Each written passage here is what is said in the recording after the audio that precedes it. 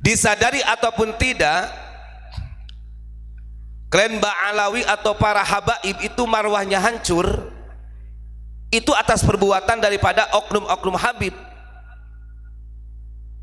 Nah ini harus digarisbawahi. Jangan sampai ada perkataan seolah-olah ulama pribumi atau ulama Nusantara iri dengan mereka klan Ba'alawi. Yang nggak ada.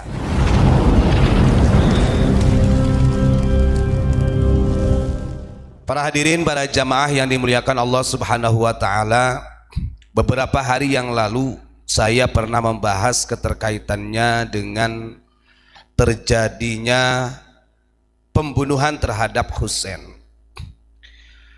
yang pada waktu itu bertepatan pada tanggal 10 Muharram. Kita tahu bahwa yang memerintahkan untuk membunuh Sayyidina Husain ini bukan Yazid yang pada waktu itu telah diangkat dibaiat oleh Muawiyah sebagai khalifah pengganti keputranya, tapi yang memerintahkan untuk memenggal Sayyidina Husain itu adalah Ubaidillah bin Ziyad. Kalau kita lihat dari sejarah itu, maka ada pelajaran yang sangat luar biasa menjadi cerminan bagi kita. Jangan sampai karena ada kepentingan politik, apalagi mengatasnamakan agama, ini terulang kembali seperti masa-masa yang terjadi pada dahulu kala. Salah satu yang harus dicontoh, Sayyidina Husain ini, bahkan kakaknya Sayyidina Hasan, ini kan kalau dalam ceritanya, dalam hikayatnya, kepemimpinan yang dipegang oleh Muawiyah, kemudian membaiat putranya Yazid ini. Kalau Sayyidina Hasan ya monggo-monggo saja, tidak ada permasalahan. Artinya tidak harus keturunan dari Sayyidina Ali. Ini adalah betapa legowonya pada waktu itu akhlak daripada cucu-cucu baginda Rasulullah Shallallahu Alaihi Wasallam. Walaupun pada akhirnya Sayyidina Hasan juga terbunuh diracun. Yang harus kita ambil,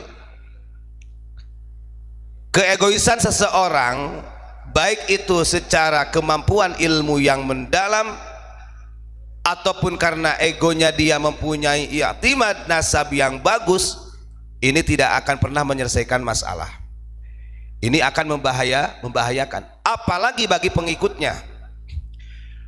Beberapa bulan yang lalu saya pernah membaca salah satu hadis mengenai tentang asobiyah. Bahayanya ketika kita membela orang-orang yang sebenarnya itu menjadikan kita taklid buta. Ini bahaya. Sudah tahu itu adalah salah, sudah tahu itu adalah keliru, masih diikutin. Nah itu yang paling bahaya. Bahkan di dalam hadis itu disampaikan, sekalipun kita membela mati-matian kelompok-kelompok yang asobiyah, maka walaupun kita mati nanti di medan perang karena membela kelompok yang asobiyah, ya jangan diharapkan matinya itu syahid, yang ada adalah mati sangit. Ini naudzubillahi min dzalik. Nah ini kadang-kadang banyak orang yang tidak paham juga di kita ini, karena memang sudah terlalu lama ada pemahaman-pemahaman mengenai tentang mahabbah kepada dzurriyyah Rasulullah Shallallahu Alaihi Wasallam. Kita sering sampaikan, bahkan ini saya buka nih, disadari ataupun tidak, klan Ba'alawi atau para habaib itu marwahnya hancur, itu atas perbuatan daripada oknum-oknum Habib. Nah ini harus digarisbawahi. Jangan sampai ada perkataan seolah-olah ulama pribumi atau ulama Nusantara iri dengan mereka klan Ba'alawi. Yang nggak ada. Maka kalau kita lihat di zaman dulu, kenapa berdampingan? Karena masih bisa dikontrol. Dari oknum-oknum yang masih arogan, kemudian para pendakwah, itu masih bisa dikendalikan. Nah pada saat ini, sehingga sampai munculnya tesis dan lain sebagainya, nah ini harus jadi pembelajaran, ini menjadi perenungan. Dan itu alasan yang paling kuat menjadikan rusaknya marwahnya para habaib Ba'alawi ini adalah dari oknum-oknum yang memang arogansi. Dan itu harus disadari. harus ada pembenahan. Padahal, nah ini saya ingin membacakan salah satu ibrah yang disampaikan di dalam kitab Bahjatul Asrar. Semua orang mengenal Tuan Syekh Abdul Qadir Jailani. Tuan Syekh Abdul Qadir Jailani ini beliau adalah min dzurriyyati Rasul, dan ini sangat masyhur dan sahih. Artinya secara histori sejarah itu diakui, bahkan dari ulama-ulama juga pada mencatat. Jadi bin-binnya siapa sampai kepada Sayyidina Husain. Nah ini adalah salah satu pembelajaran buat kita yang sebagai orang-orang yang memang diberi kepercayaan oleh Allah, diberi kepercayaan untuk mensiarkan agama, kemudian untuk memberikan pelajaran pendidikan agama dan lain sebagainya. Harusnya kita mencontoh daripada Tuan Syekh Abdul Qadir Jailani. Ini kan enggak, kebanyakan itu orang pengen mencontohnya itu adalah kehebatannya, karomahnya Tuan Syekh Abdul Qadir Jailani. Kalau zaman dulu, saya kira ketika di zamannya Tuan Syekh Abdul Qadir Jailani, permasalahan-permasalahan seperti ini sudah ada. Artinya caci maki dan lain sebagainya pasti ada. Bahkan tidak sedikit yang menentang daripada fatwa-fatwa Tuan Syekh Abdul Qadir Jailani. Walaupun pada akhirnya di zaman sekarang orang semuanya kagum kepada Tuan Syekh Abdul Qadir Jailani.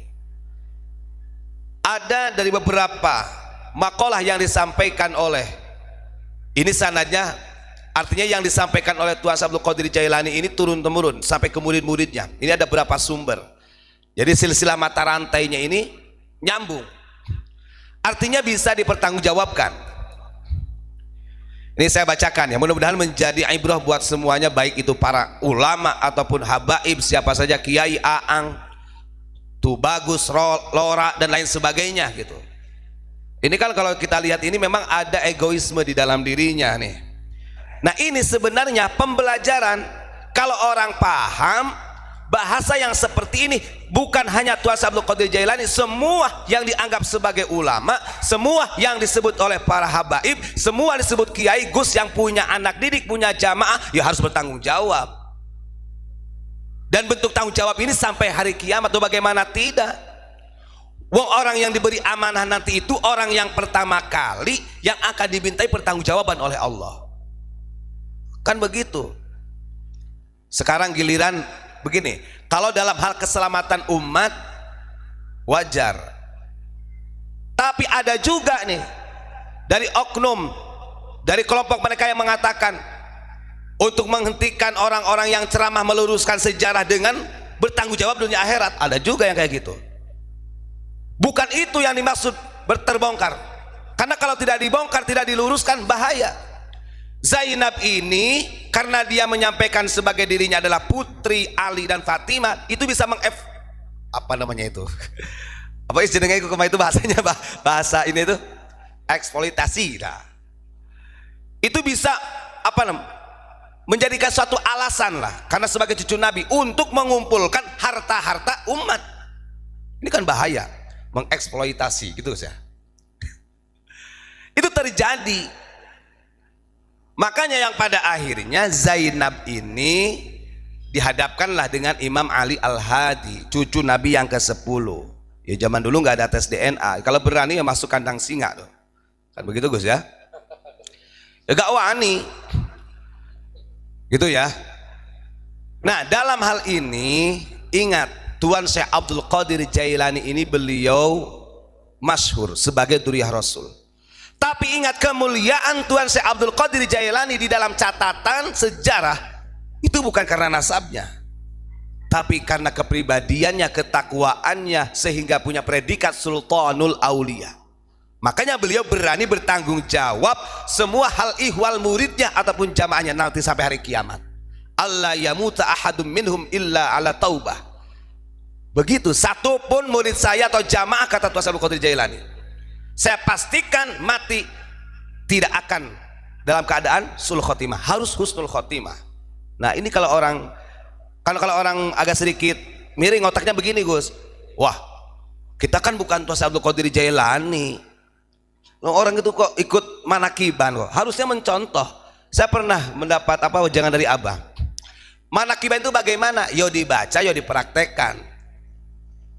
Itu manakib. Artinya kita harus mendalami itu. Dan tugas-tugas yang diberikan kepada, ini masalah delegasi Allah ya, para nabi, kemudian dilanjutkan kepada sahabat, tabi'in, tabi'ut tabi'in, para imam, sampai para aulia, para ulama, sama tugasnya. Gak ada yang beda, cuman pangkat di sisi Allah yang beda itu. Orang kan membatasi, itu kan Nabi Muhammad, itu kan Imam Syafi'i, itu kan Syekh Abdul Qadir Jailani, kita mah orang biasa. Kalau pemikiran seperti itu, jangan harap kita bisa selamat di akhirat nanti. Gak bisa. Nah, ini sebenarnya adalah teguran keras kalau menurut saya bagi yang istilahnya diberi pangkat sebagai ulama, kiai ataupun habaib, karena di kalangan para habaib juga ada juga yang alimnya gitu loh Gus, gitu ya. Maka kalau bagi saya, ketika ada ulama mengatakan saya bertanggung jawab, wah gak heran, karena ulama memang harus begitu. Bagaimanapun ketika ulama itu tidak mengatakan saya akan bertanggung jawab, pada akhirnya toh nanti di akhirat dimintai pertanggungjawaban kok. Contoh Gus, andai kata saya ini nggak pernah nih, saya nggak pernah mengeksplor, saya bertanggung jawab dunia akhirat untuk santriku, andai kata gitu ya. Nah, giliran Gus Ilyas nggak pernah mengatakan demikian. Ini sama, andai kata sama-sama kiai gitu ulama. Nanti di akhirat saya yang mengeksplor bahasa itu, Gus Ilyas yang tidak mengeksplor, tetap dimintai pertanggungjawaban. Bagaimana umatmu, bagaimana santrimu, apa yang kau lakukan dengan umat dan santrimu itu sama. Awwalu man yus'alu yaumal qiyamah salasatu nafar, kata Imam Ghazali yang menukil hadis Nabi. 3 golongan yang akan pertama kali dimintai pertanggungjawaban oleh Allah. 1, al-alim, ulama. Nah, saya tanya, kalau Habib, kalau dia orang alim, kategorinya apa? Ya alim, kan gitu. Kalau dzurriyyah Rasul dia berilmu, ya alim, maka orang pertama kali yang akan dimintai pertanggungjawaban. Itu sudah pasti, Gus. Nah, ini kadang-kadang istilah bahasa ini orang-orang sengaja dipisahkan. Jadi al-alim ini mau orang alim yang punya nasab kepada Kanjeng Nabi, mau orang alim yang tidak punya nasab kepada Kanjeng Nabi, tetap awwalu man yus'alu yaumal qiyamah. Tetap dia adalah orang yang pertama kali yang akan dimintai pertanggungjawaban oleh Allah. Ditanya nanti Gus, kan begitu. Itu bentuk ingzar sebenarnya. Artinya hati-hati, bahasa halusnya, yang punya ilmu, yang punya jamaah, yang punya santri, siapapun itu, baik itu min dzurriyyatir Rasul ataupun tidak, anda ini akan dimintai pertanggungjawaban di akhirat nanti pertama kali. Begitu, maka pantas. Dan yang menceritakan hikayat ini bukan ulama kaleng-kaleng. Beliau mengatakan demikian, ini bukan Tuan Syekh Abdul Qadir yang mengatakan pertamanya. Cuman dari beberapa riwayat ini yang menceritakan, mereka mengetahui itu kan, bahwa Tuan Syekh Abdul Qadir Jailani ini beliau bertanggung jawab kepada muridnya sampai hari kiamat, sampai Allah yamuta ahadum minhum ala taubah. Waqala. Nah, ini baru perkataannya Tuan Syekh Abdul Qadir Jailani. Bagaimana bunyi perkataannya? Lebih ngeri lagi. Ana kafilul muridi ila sab'atin. Saya Abdul Qadir adalah orang yang akan menanggung murid-muridnya ila sab'ah, sampai 7 turunan. Ngeri gak? Orang gimana? Orang makanya kemudian ada orang yang ngomong, wah, kan di dalam Al-Quran wala taziru waziratun wizra ukhra. Kalau orang itu kan amalnya tergantung amal. Ya betul. Ingat, yang dikatakan murid, nah makanya ini orang juga harus baca lagi. Ada kayak kita mah kebanyakan belum tentu jadi murid. Ini harus dipahami lagi kalimat bahasa murid itu. Kita mau jadi penderek, mau tabi baru ikut-ikutan, sudah merasa jadi murid. Karena kalau sudah menjadi murid artinya sedikit banyaknya amaliyahnya sudah terbentuk. Kan begitu. Ila sab'ah. Bahkan beliau Tuan Syekh Abdul Qadir mengatakan begini, kullu umurihi walawin kasyafat auratul muridi bil masyriqi wa ana bil maghribi lisatratiha. andaikan kata Tuan Syekh Abdul Qadir Jailani ada kebuka auratnya seorang muridku artinya melakukan kesalahan di arah arah timur, maka saya berada di arah barat untuk menutup auratnya.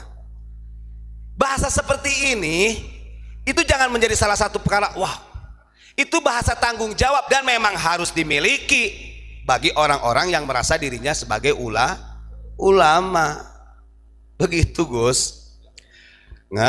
Ngeri, masya Allah, masya Allah. Ini kalau kita baca luar biasa nih penjelasannya.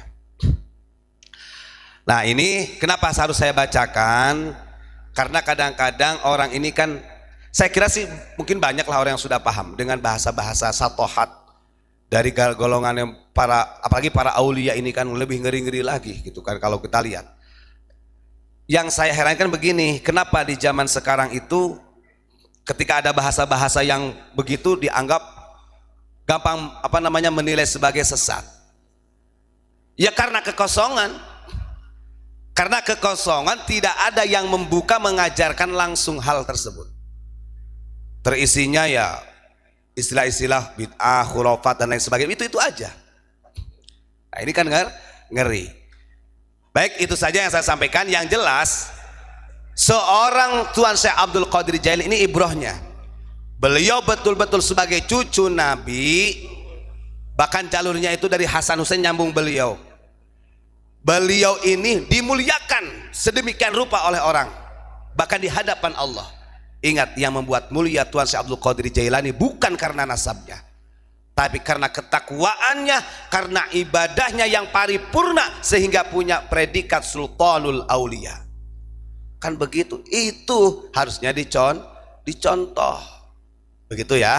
Baik, itu saja Pak Imron. Terima kasih. Assalamualaikum warahmatullahi wabarakatuh.